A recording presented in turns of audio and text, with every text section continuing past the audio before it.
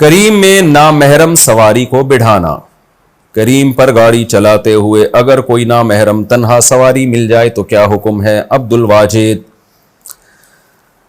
بھائی اگر ہم دیکھو عورت کو اکیلے گاڑی میں غیر محرم عورت کو بٹھانا بہرحال ایک فتنے کا ذریعہ بن سکتا ہے. کوئی احتیاط کرتا ہے تو بہت اچھی بات ہے، لیکن اب لوگوں پہ رزق کے دروازے بند کرنا بھی ایک بڑا مسئلہ ہے. پہلے ہی بے روزگاری ملک میں بڑھ رہی ہے، بہت سے رائڈ جو سواریاں ملتی ہیں ایسے ہی ملتی ہیں کہ کسی خاتون کو یہاں سے وہاں پہنچانا ہے.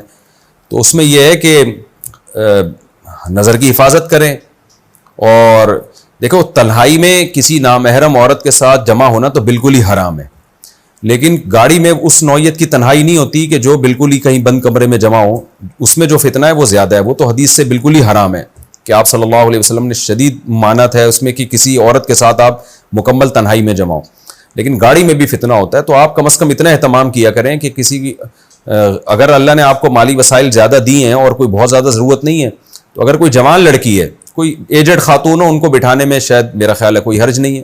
لیکن اگر کوئی جوان لڑکی ہے تو احتیاط اسی میں کہ آپ ایوائڈ کریں. لیکن اگر مالی مشکلات ہیں، آپ کی رائڈ کینسل ہونے سے آپ کو نقصان ہوگا، ظاہر ہے گھر کے خرچے آج کل مہنگائی بھی کتنی بڑھ رہی ہے، تو پھر اس کو آپ پیچھے سیٹ پہ بٹھا دیں. یہ احتیاط کر لیں آپ، اور نظر کی حفاظت کریں. تو جب انسان میں قوت ارادی ہوتی ہے اور وہ فیصلہ کر لیتا ہے کہ میں گناہ کے قریب نہیں جاؤں گا تو وہ نہیں جاتا. اور جو انسان خود ہی ڈھیلا ہو تو پھر اس کو ذرا سی باتیں گناہ کی طرف لے جاتی ہیں.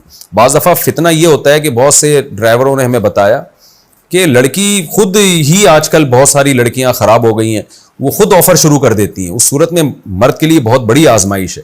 تو اس لیے اللہ کے خوف کو سامنے رکھیں اور آخرت کو سامنے رکھیں اور اللہ کا شکر ادا کریں کہ اللہ نے آپ کو رزق کا ایک ذریعہ دیا ہے. تو اس شکر کا تقاضا یہ ہے کہ آپ ناجائز اور حرام کی طرف نہ جائیں. تو اگر مالی خلاصہ جواب کا یہ نکلا کہ مالی وجہ سے اگر آپ کے حالات اچھے نہیں ہیں، جیسے کہ عام طور پہ لوگوں کے حالات آج کل واقعی اچھے نہیں ہیں، مہنگائی بڑھ رہی ہے، تو پیچھے والی سیٹ پہ بٹھا لیا کریں. اللہ سے امید ہے انشاءاللہ اس پہ گناہ نہیں ہوگا. بچوں کی شادی کے لیے پلاٹ رکھا ہوا ہو تو زکوٰۃ ہوگی.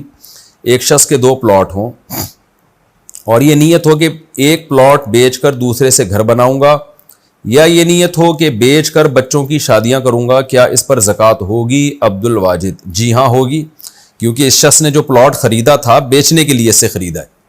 اب چاہے بیچ کے بچوں کی شادیاں کرنی ہو یا گھر بنانا ہو، اس سے کوئی فرق نہیں پڑتا. خریدتے وقت یہ نیت تھی کہ بیچوں گا، تو بس اس پلاٹ پہ زکوٰۃ لازم ہو جائے گی.